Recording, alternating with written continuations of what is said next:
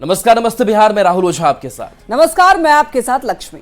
और पटना से बड़ी खबर है, जहां आज दिल्ली सीएम नीतीश कुमार जाएंगे। सीएम नीतीश कुमार दिल्ली पहुंचेंगे। डिप्टी सीएम विजय सिन्हा दिल्ली पहुंच चुके हैं। सम्राट चौधरी और नीतीश कुमार आज दिल्ली जाएंगे। 25 मई को एनडीए कॉन्क्लेव में शामिल होना है। पीएम मोदी की अध्यक्षता में ये कॉन्क्लेव में बैठक होनी है। बता दें कि एनडीए शासित राज्यों के सीएम इसमें शामिल हो रहे हैं। राज्यों के डिप्टी सीएम भी शामिल होंगे। दिल्ली के होटल अशोका में बैठक होगी। रक्षा मंत्री राजनाथ सिंह, अमित शाह भी शामिल होंगे। एनडीए शासित 21 राज्यों के मुख्यमंत्रियों और उप मुख्यमंत्रियों की बैठक में कई महत्वपूर्ण मुद्दों पर चर्चा होगी। सूत्रों के मुताबिक ऑपरेशन सिंदूर, नक्सल के खिलाफ अभियान, जातीय जनगणना और सुशासन से जुड़े कई मुद्दों पर चर्चा होगी। इस साल बिहार में विधानसभा चुनाव होना है, लिहाजा सबकी नजरें बिहार के सीएम नीतीश कुमार पर होगी। तो पटना से ये बड़ी खबर, जहां आज मुख्यमंत्री नीतीश कुमार दिल्ली जाएंगे। कॉन्क्लेव होना है, इसके साथ साथ महत्वपूर्ण बैठक होनी है। और बता दें कि जो एनडीए शासित राज्य हैं, वहां से मुख्यमंत्री और उप मुख्यमंत्रियों को आमंत्रण गया है। और इस महत्वपूर्ण बैठक में ऑपरेशन सिंदूर हो, नक्सलवाद हो, इसके साथ साथ बिहार विधानसभा का चुनाव है, तो खास करके जो मुख्य केंद्र होंगे वो नीतीश कुमार होंगे। बिहार बीजेपी के अध्यक्ष दिलीप जायसवाल ने कांग्रेस पर निशाना साधते हुए कहा कि नेहरू परिवार के लोग देश का खाते हैं और दूसरे का गुण गाते हैं। दिलीप जायसवाल के बयान पर राजनीतिक बयानबाजी तेज हो गई है।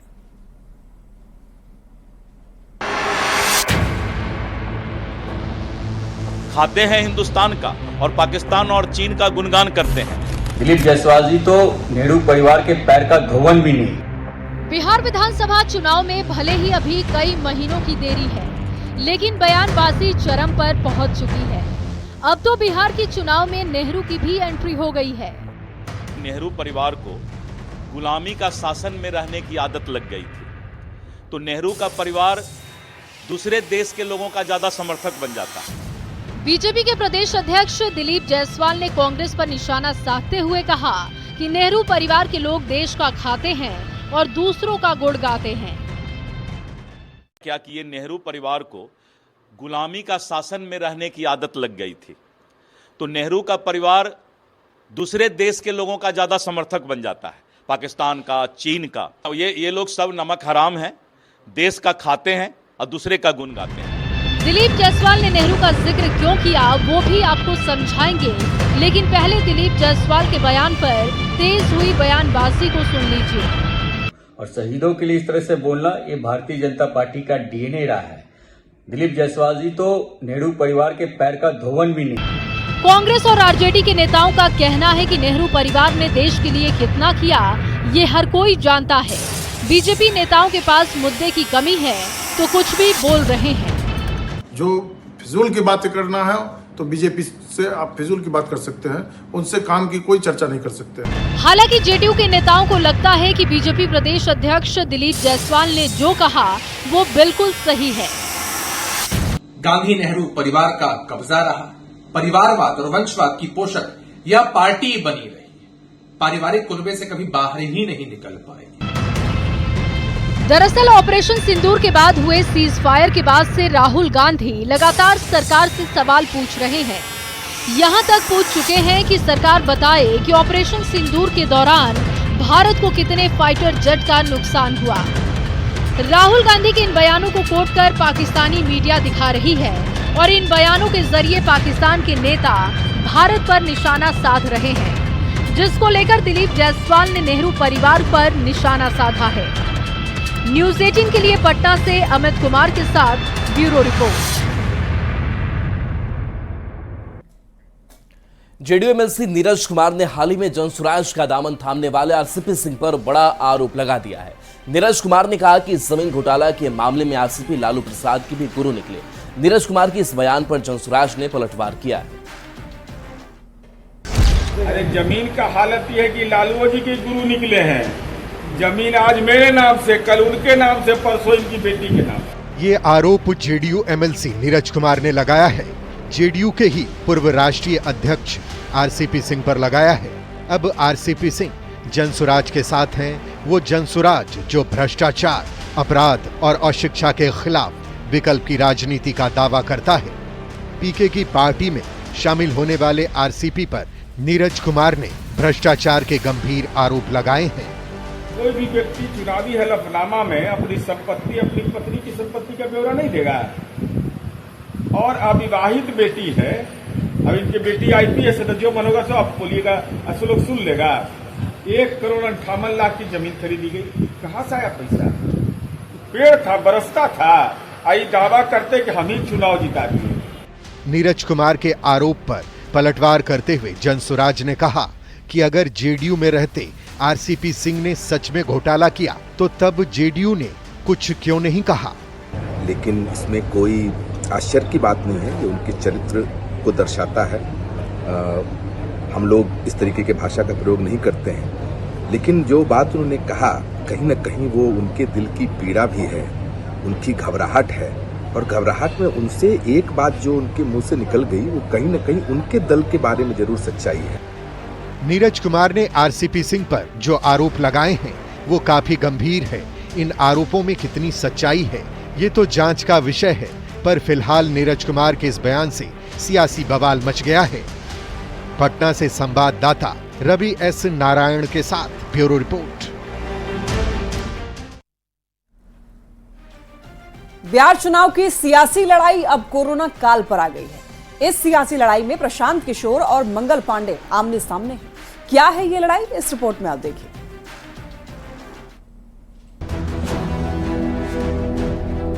बिहार विधानसभा चुनाव से पहले सियासी पारा हाई है। जनसुराज के संयोजक प्रशांत किशोर और बिहार के स्वास्थ्य मंत्री मंगल पांडे आमने सामने हैं। छपरा में प्रशांत किशोर ने मंगल पांडे पर हमला बोलते हुए कहा, मंगल पांडे कौन हैं वो नहीं जानते हैं। लोगों को याद रखना चाहिए कि जब कोरोना काल में लोग पैदल बिहार लौट रहे थे तब मंगल पांडे ही स्वास्थ्य मंत्री थे। उस वक्त बिहार के लाखों लोगों को परेशानी हुई थी। प्रशांत किशोर के बयान पर मंगल पांडे ने जोरदार पलटवार किया। मंगल पांडे ने कहा, कोविड काल में जब वो बिहार के स्वास्थ्य मंत्री थे तो पूरी लगन से लोगों की सेवा करने का प्रयास किया था। लेकिन प्रशांत किशोर करोड़ों अरबों कमाने के लिए ममता बनर्जी के प्रचार में जुटे हुए थे। बिहार में स्वास्थ्य विभाग ने पूरी मुस्तैदी के साथ लोगों को बचाया था। कौन है? यही पर जनता मंगल पांडे जी। कौन है स्वास्थ्य मंत्री? मंगल जानते हैं कौन? मंगल पांडे जी को नहीं जानते आप? स्वास्थ्य मंत्री के तौर पर नहीं जानते? स्वास्थ्य मंत्री के तौर पर नहीं जानते हैं। ये जानते हैं कि आदमी स्वास्थ्य मंत्री था जब यहाँ पर कोविड के टाइम में यही व्यक्ति स्वास्थ्य मंत्री थे। और पूरा बिहार में लाखों लोग, बिहार के लोग पैदल चल के आए थे, तब यही एक आदमी ने घेर। जब वास्तव में पूरी दुनिया ने कोरोना महामारी को झेला था, उस वक्त भी बिहार के अंदर जो स्वास्थ्य संरचना और व्यवस्था थी उसने बहुत ही मुस्तैदी के साथ अपने मरीजों को बचाया था, प्रबंधन किया था, टीकाकरण किया था। प्रशांत किशोर ने बिहार में बदलाव यात्रा के दौरान छपरा में स्वास्थ्य मंत्री मंगल पांडे पर निशाना साधा था। अब मंगल पांडे ने प्रशांत किशोर को माकूल जवाब दे दिया है। विधानसभा चुनाव से पहले प्रशांत किशोर और मंगल पांडे के बीच आरोप प्रत्यारोप का दौर चल रहा है। सियासी लड़ाई कोरोना काल पर आ गई है। न्यूज़ 18 के लिए पटना से धर्मेंद्र कुमार और छपरा से संतोष गुप्ता की रिपोर्ट। सिवान में बिहार बदलाव यात्रा के दौरान एक बार फिर प्रशांत किशोर के निशाने पर स्वास्थ्य मंत्री मंगल पांडे रहे। प्रशांत किशोर ने मंगल पांडे पर जोरदार हमला बोला। प्रशांत किशोर ने मंगल पांडे को बड़बोला बताया। प्रशांत किशोर ने कहा, मंगल पांडे को बंगाल का इंचार्ज बनाया गया था, वहां भी लोग इनको उठाकर पटक दिया। ये लोग कॉटन बैंडेज पर पैसा लेने वाले लोग हैं।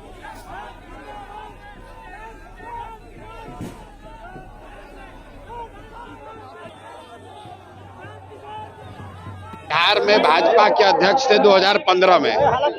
ये आदमी बड़बोले हैं। 15 में भी कह रहे थे कि 200 सीट जीतेंगे, 55 गो सीट आया था भाजपा का। उसके बाद ये बंगाल में बनाए गए इंचार्ज, तो वहां पर भी इनको उठा के पटक नहीं है। कॉटन बैंडेज में पैसा लेने वाले लोग प्रशांत किशोर के बारे में बोलने का दम नहीं रखते हैं।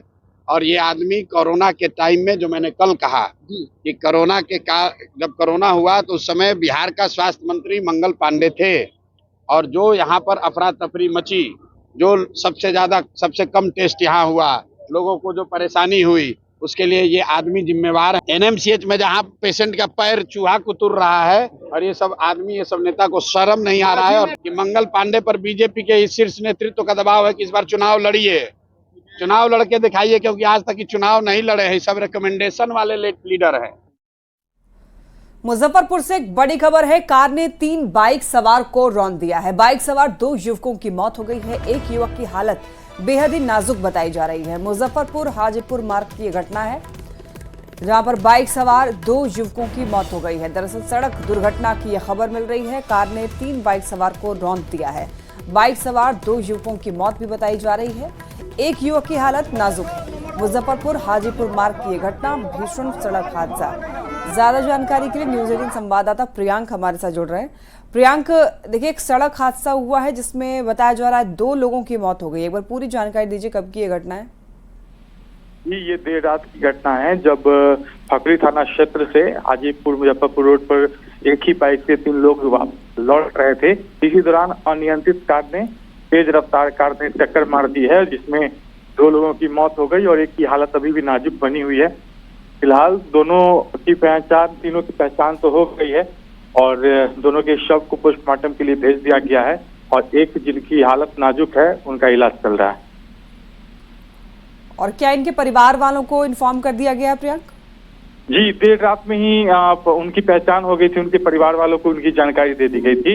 इसके बाद परिवार के लोग भी अस्पताल पहुंच चुके हैं। चलिए ठीक है, बहुत धन्यवाद आपका इन तमाम जानकारियों के लिए। ऑपरेशन सिंदूर के तहत भारत की सेना ने पाकिस्तान को हर मोर्चे पर करारा जवाब दिया। पीएम मोदी ने राइजिंग नॉर्थ ईस्ट समिट के जरिए एक बार फिर विकास और शांति का संदेश दिया, तो वहीं गृह मंत्री अमित शाह ने ऑपरेशन सिंदूर की कामयाबी पर देश की सैन्य ताकत का डंका बजाया।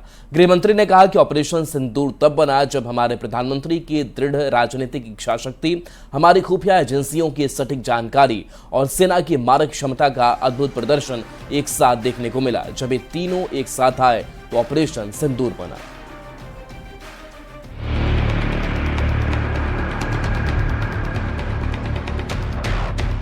आतंकवाद के खिलाफ भारत निर्णायक लड़ाई लड़ रहा है।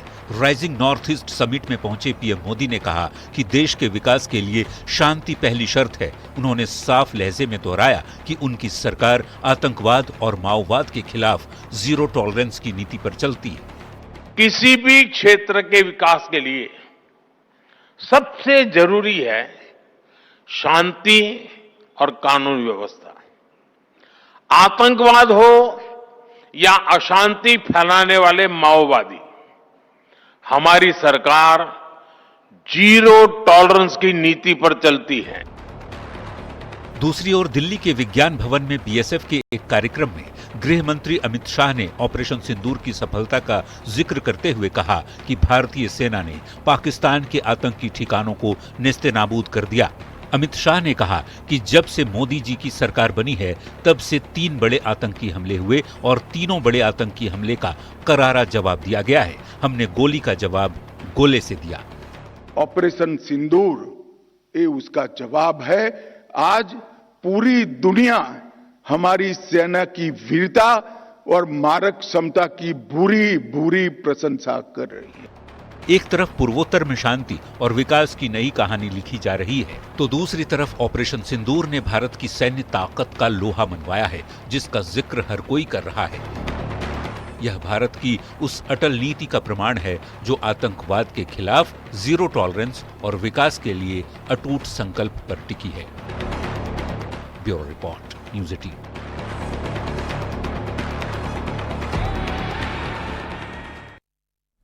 राजस्थान के कोटा में पढ़ाई के दबाव में छात्रों की आत्महत्या पर सुप्रीम कोर्ट ने चिंता जताई है। कोर्ट ने राजस्थान सरकार को फटकार लगाते हुए पूछा है कि आखिर एक ही शहर में इतने छात्र क्यों आत्महत्या कर रहे हैं और आप लोग इसको रोकने के लिए क्या कर रहे हैं। राजस्थान का कोटा, जिसे इंजीनियरिंग और मेडिकल की तैयारी करने वाले छात्रों का हब माना जाता है, लेकिन कुछ दिनों से यह शहर छात्रों के सुसाइड की वजह से चर्चा में है। स्टूडेंट्स सुसाइड मामले में सुप्रीम कोर्ट में सुनवाई हुई। सुप्रीम कोर्ट ने सुनवाई करते हुए राजस्थान सरकार को कड़ी फटकार लगाई। सुप्रीम कोर्ट में जस्टिस जे.बी. पारदीवाला और जस्टिस आर. महादेवन की बेंच ने कहा, कोटा में इस साल अब तक 14 स्टूडेंट्स सुसाइड कर चुके हैं। आप एक राज्य के तौर पर इसे लेकर क्या कर रहे हैं? स्टूडेंट्स कोटा में ही क्यों आत्महत्या कर रहे हैं? एक राज्य के तौर पर क्या आपने इस पर कोई विचार नहीं किया? इस तरह के सुसाइड के मामलों के लिए एक एसआईटी का गठन किया गया था, वो क्या कर रही है? सुप्रीम कोर्ट ने यह टिप्पणी कोटा में छात्रा का शव मिलने और आईआईटी खड़गपुर के छात्र के सुसाइड मामले की सुनवाई के दौरान की। आपको बता दें, 4 मई को नीट एग्जाम से कुछ ही घंटे पहले कोटा के हॉस्टल में 17 साल की छात्रा का शव मिला था। 4 मई को ही आईआईटी खड़गपुर में पढ़ने वाले 22 साल के स्टूडेंट ने हॉस्टल के कमरे में फांसी लगा ली थी। इन्हीं दोनों मामलों को लेकर सुप्रीम कोर्ट ने 6 मई को स्वतः संज्ञान लिया था। अब इस मामले में सुनवाई करते हुए देश की सर्वोच्च अदालत ने राजस्थान सरकार से इस मामले में जवाब तलब किया है। अगली सुनवाई 14 जुलाई को होगी। कोटा में इस साल अब तक 14 बच्चों ने खुदकुशी की है, यानी सिर्फ 5 महीने में 14 बच्चों ने अपनी जान दे दी। इसमें से 2 बच्चे बिहार के भी रहने वाले थे। Bureau report, news 18।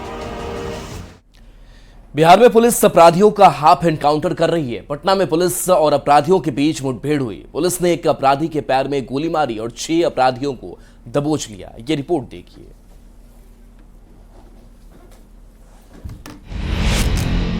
पुलिस और अपराधियों में मुठभेड़। अपराधियों का हाफ एनकाउंटर जारी। पुलिस ने अपराधी के पैर में मारी गोली। अपराधियों पर बिहार पुलिस का एक्शन लगातार जारी है। अब पुलिस अपराधियों को पकड़ने के मूड में नहीं है। पटना में एक बार फिर पुलिस और अपराधियों के बीच मुठभेड़ हुई। पुलिस की फायरिंग में एक अपराधी के पैर में गोली लगी। एनकाउंटर के दौरान पुलिस ने 6 कुख्यात अपराधियों को दबोच लिया। सभी अपराधियों का पुराना आपराधिक इतिहास है। मुठभेड़ के दौरान 3 देसी पिस्टल, 4 मैगजीन और 24 कारतूस भी बरामद किया। ये जो व्यक्ति जो पुलिस को धक्का देके भाग रहा था, वो मेन रोड छोड़ के जो बाई रोड है उस पर चला गया और उस पर अनियंत्रित होके वो गिर गया था। उसके बाद गिरने के बाद ये जो व्यक्ति है उसके द्वारा पुलिस पर फायरिंग करना शुरू कर दिया और थानाध्यक्ष विक्रम और उसके साथ जो एसटीएफ की भी टीम थे उन लोगों के द्वारा वार्निंग किया गया और वार्निंग देने के बाद कंट्रोल वे में पुलिस के द्वारा भी फायरिंग किया गया। इस पे जो व्यक्ति है जो पुलिस पर फायरिंग कर रहा था उसके पैर में गोली लगा था और उसका इलाज के लिए पहले पीएचसी लेकर गए और उसके बाद बेहतर इलाज के लिए पीएमसीएच अभी भेज दिया गया है और उस पर अभी खतरे से बाहर है और इस पर कुल 6 लोगों का गिरफ्तारी अभी तक हुआ है। पुलिस ने एनकाउंटर में कुख्यात विशाल कुमार, जितेंद्र कुमार, अंकित, सोनू शंभू उर्फ रेयांश और ऋतिक उर्फ सुजीत को मौके से गिरफ्तार किया है। अपराधियों से पुलिस की मुठभेड़ उस वक्त हुई जब तलाशी अभियान के दौरान अपराधी बाइक से भाग रहे थे। पटना पुलिस के इस एक्शन से अपराधियों में हड़कंप है। पुलिस ने अपराधियों का हाफ एनकाउंटर कर एक बार फिर से संदेश दे दिया है कि अगर गोली चलाओगे तो छोड़ेंगे नहीं। न्यूज़ 18 के लिए पटना से संजय कुमार की रिपोर्ट। समस्तीपुर के चर्चित पूर्व मुखिया शशिनाथ झा उर्फ शशि झा हत्याकांड में सुप्रीम कोर्ट ने समस्तीपुर पुलिस अधीक्षक को तलब किया है। समस्तीपुर के एसपी सुप्रीम कोर्ट में एक हलफनामा दायर कर हत्या के आरोपियों की जमानत का समर्थन किया है, जिस पर सुप्रीम कोर्ट ने हैरानी जताई है और समस्तीपुर एसपी को तलब किया है।